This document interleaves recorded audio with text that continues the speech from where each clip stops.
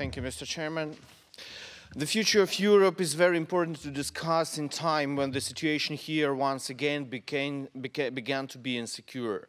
Difficulty started with economic problems in the European Union, continued with tension in Ukraine, and finally deepened by election results to the European Parliament. And the main fact to regret is the strengthening of Eurosceptic and nationalistic groups. This topic has initiated a lot of discussions about its reasons. It has grown from different sources, but I want to fix your attention just as the one cause of growing political problems in Europe. The Kremlin is a new source of tension. This year, Putin got sick of the Weimar syndrome and one day has found himself somewhere in Berlin in 1938. Putin has clearly said that he deeply regrets for the USSR to lose in the Cold War, and now he is full of revenge. I call on you to be careful. By annexing Crimea, continuing to financing terrorists in eastern Ukraine, Russia began its open aggression against Europe, and Europe lacks the feeling of foresight and thinks that Putin can stop himself. No, he can't. Let's follow the fact. Many nationalist parties of European Union countries took part in observation during the so-called referendum in Crimea. Then they made statements about the democratic process of voting, ignoring that all possible laws and procedures were violated.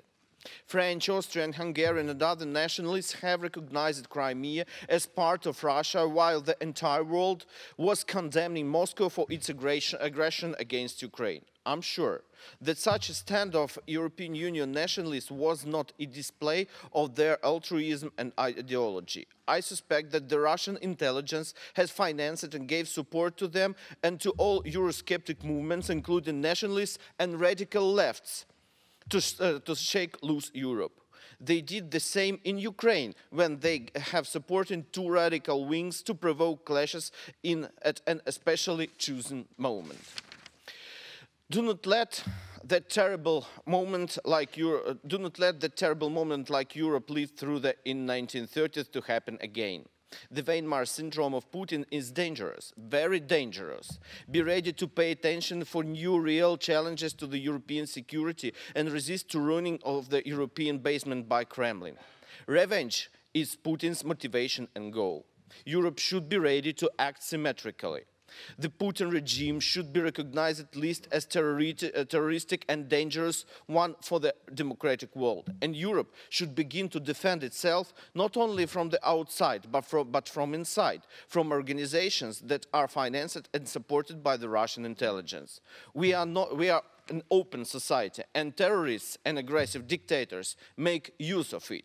Please don't repeat old mistakes. Previous was paid by millions of lives. Thank you in advance.